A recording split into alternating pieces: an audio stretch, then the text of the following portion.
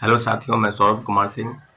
और लगातार जिस विषय की चर्चा हो रही है वह बिहार में शिक्षक बहाली के मुद्दे को लेकर। और अभी आज जो हम आपको बता रहे हैं ये स्पेशल जो चीज़ें हैं जो लगातार कंट्रोडिक्शन थी।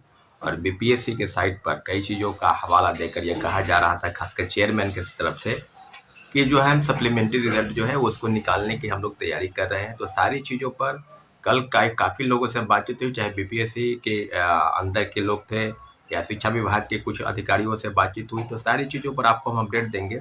इतना जरूर है कि बीपीएससी के चेयरमैन जब से चेयरमैन बने हैं तो खासकर ये शिक्षक बहाली के मुद्दे पर, जैसा कि बीपीएससी का इतिहास रहा है, कुछ दिन पहले तक है 66 में जब पेपर लीक हुआ, तो सारी चीज़ों पर बीपीएससी में पेपर लीक होना, क्वेश्चन बुकलेट का आंसर कॉपी बांटना, ओएमआर शीट में गड़बड़ी होना, आंसर की में गड़बड़ी होना, फाइनल आंसर की में गड़बड़ी होना, कई मामलों को लेकर तो जो अफवाह थी या सेटिंग के तहत लोगों को नौकरी मिलती है, बीपीएससी के सदस्य के साथ जो बातचीत हुई, उन सारे मामलों को लेकर कई तरह की बातें अफवाह के रूप में भी सामने आई। कई बात में सच्चाई, जैसे 67 पेपर लीक हुआ तो उसमें जो चेयरमैन के साथ साथ जितने भी लोग थे और उसके बाद जो अधिकारी थे, उन्हें जो गिरफ्तारी हुई कुछ लोगों की पेपर लीक के मामले में। तो सारी चीज़ों से ये हो गया कि बीपीएससी का भी इतिहास जो है अब पेपर लीक की तरफ ही बढ़ रहा है और काफ़ी सारे संख्याओं पर ये इस तरह के मामले सामने आए। परंतु अभी जो चीज़ें हैं कि जैसे शिक्षक बहाली हुआ तो बड़े पैमाने पर लगभग 1,20,000 लोगों को नियुक्ति देना था और रिजल्ट निकालना था। सारा जो टफ काम था इसको बाखूबी चेयरमैन सर ने बहुत अच्छे तरीके से निभाया, इस पर नो डाउट। परंतु अब आपको जो बता रहे हैं कि सप्लीमेंट्री रिजल्ट को लेकर लगातार वो बता रहे थे कि 22-23 तारीख तक जो है तमाम जिलों से जो है वो खबरें आ जाएंगी। जो जिला शिक्षा पदाधिकारी की तरफ से जो चिट्ठी है या डीपीओ की तरफ से जो भी चिट्ठी है उसको हम लोग कर लेंगे। तो सारी चीज़ों पर अब जो बातें हैं कि कितनी सीटें आएंगी, क्या होगा उस पर, तो सप्लीमेंट्री रिजल्ट को लेकर जो अनुमानता है वो है कि 20,000 के आसपास जो है वो रिजल्ट आने चाहिए। कल भी एक सूचना आई थी कि पटना जिला से लगभग 1,000 लोगों ने ज्वाइन नहीं किया, जो भी नियोजित शिक्षक हैं या जो पास कर गए हैं या कोई ऐसे शिक्षक हैं तो जो ज्वाइन नहीं किए। तो 1 to 5 हो या 8-9 या 10th-11 सब जगह 11-12 सब जगहों से ये बातें हैं कि लगभग जो सीटें खाली हैं जिलों से जो सूचनाएं आ रही हैं उसमें काफ़ी ज़्यादा सीटों की बातें हो रही है। पहले जो खबरें आ रही थी कि 5,000 के आसपास ही सीटें जो है वो खाली होंगे, परंतु अभी जो बात है, जिस बात को लेकर इस बात की पुष्टि होनी है कि 30 तारीख तक जो सूची है उसको शिक्षा विभाग और बीपीएससी की तरफ से भेज दी जाएगी। मुझे लगता है कि कल या परसों तक जो है सूचना आ जानी चाहिए। और जो चीज़ें हैं कि 30 तक, क्योंकि 7 सबको पता है कि दूसरे फेज की बहाली की जो परीक्षा है वो 7 दिसंबर से शुरू होगी। तो अगर 7 दिसंबर से पहले अगर रिजल्ट नहीं निकलता है तो फिर इस रिजल्ट का कहाँ कोई औचित्य नहीं रह जाता, इस रिजल्ट के कोई मायने नहीं रह जाते हैं। इसलिए सप्लीमेंट्री रिजल्ट आना बहुत जरूरी है। और सारे मामलों को लेकर हम लोग बीपीएससी के हवाले से बीपीएससी चेयरमैन के बातों पर भरोसा करते हैं, उनके ट्वीट पर भी भरोसा करते हैं।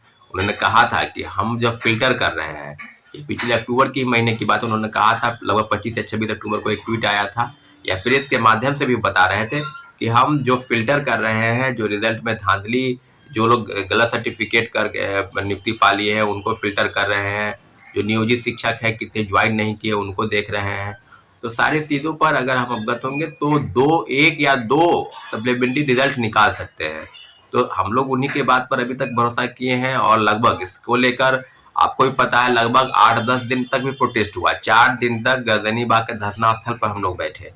और निश्चित रूप से जो चीज़ें हैं, जो हमारे साथियों का भरोसा और विश्वास है कि बीपीएससी चेयरमैन सर जो कह रहे हैं उसको लेकर रिजल्ट भी कितनी है। अब कई लोगों का आता है कि मेरा कट ऑफ जो है इतना गया है, हम मिला चुके हैं तमाम कैटेगरी के लोगों को, चाहे वो general, EWS, SC ST, EVC, महिला कैंडिडेट या अदर जो भी है। तो अब महिलाओं के आरक्षण का लाभ जो है बिहार की महिलाओं को मिल रहा है, स्थायी निवासी को या किसी दूसरे प्रदेश की महिलाओं को 50% जो आरक्षण का लाभ है वो उसमें शामिल हो रहे हैं। तो सब चीज़ों पर जो है ये कई तरह की बातें हैं, उसको लेकर उपापों की स्थिति लगभग मुझे लगता है कि 30 तारीख तक वो समाप्त हो जाएगी। और 2-3 दिन के अंदर जो ओवरऑल जो डाटा है, क्योंकि जो अंतिम तारीख था शिक्षा विभाग की तरफ से कि आप 25 तक जो है ज्वाइन कर लीजिए एनी हाउ, परंतु कई हजार लोग ज्वाइन नहीं किए। कई जिलों से, पटना ही से कल 1,000 लोग ज्वाइन नहीं किए। कई जिलों से सूचनाएं आ रही हैं कि लोग ज्वाइन नहीं कर रहे हैं। मुझे लगता है कि नियोजित शिक्षक है वो इस इंतजार में थे कि उनको राजकर्मी का दर्जा मिल जाएगा अगर, तो फिर उनको इस परीक्षा के अलावा उनको राजकर्मी का दर्जा मिल जाएगा, तो कैबिनेट के मंजूरी का वो इंतजार कर रहे थे। और पिछले जो कैबिनेट की बैठक हुई उसमें नियोजित शिक्षकों के लिए कहीं कोई चर्चाएं नहीं हुई, पता नहीं उनका फाइल, जबकि पहले से ये खबरें आ रही थी कि नियोजित वाले को राजकर्मी बनाने का दर्जा का जो है इस कैबिनेट से मंजूरी मिल जाएगी। बहरहाल सबको पता है कि नियोजित वाले के लिए एक अलग से बिहार राज्य विशिष्ट सेवा नियमावली बनी है, शिक्षा नियमावली, जिसके तहत उनको डिपार्टमेंटल परीक्षाएं देनी है और 3 बार अगर परीक्षा में पास कर जाते हैं तो उनको राजकर्मी का दर्जा मिल जाएगा। अगर वो उस परीक्षा में फेल कर जाते हैं कोई भी शिक्षक, तो जिस सेवा में आप हैं उस सेवा से भी आपको मुक्त किया जाएगा। इस नियमावली के तहत यही नियम है। और दूसरी तरफ वो फॉर्म भी अप्लाई कर दिए हैं, लाखों परीक्षार्थी जो शिक्षक अभ्यर्थी हैं वो फॉर्म भी अप्लाई कर दिए हैं, दूसरे फेज की बहाली में परीक्षा में बैठेंगे क्योंकि उनका राजकर्मी का दर्जा चाहिए, तो शिक्षक बहाली में। और आपको बता दें कि पहले फेज की बहाली में लगभग 28,000 जो आंकड़ा है वो सरकारी, हम लोग का मानना है लगभग 40-42,000 नियोजित शिक्षक हैं जो शिक्षक बने। तो सब चीजों पर ओवरऑल डाटा है कि सेकेंड जो मेरिट लिस्ट है वो अनुमानतः 30 तक आ जाएगा, 30 या 1, मतलब जो अगर कहा जाए दूसरे फेज की बहाली 7 दिसंबर के पहले आपको सेकेंड मेरिट लिस्ट आ जाएगी। हम लोग का उम्मीद है कि 15,000 से 20,000 अगर जाता है रिजल्ट, तो ओवरऑल जो कैटेगरी के लोग हैं जिनका 1 नंबर या 2 नंबर या विभिन्न कैटेगरी के लोग की जो संख्या के आधार पर ये देखा जाएगा कि कितने नंबर, तो सब जगहों पर जो चीजें हैं उसमें कहीं ना कहीं ये बात है कि 1 नंबर या 2 नंबर वाले इंतजार करेंगे, निश्चित रूप से उनका रिजल्ट आएगा। और ओवरऑल जो चीज उसमें है कि जो चीजें सेकेंड मेरिट लिस्ट के अलावा भी बहुत सारी चीजें हैं, अगर सीट खाली रहती है तो थर्ड मेरिट लिस्ट आएगा। पहले हम लोग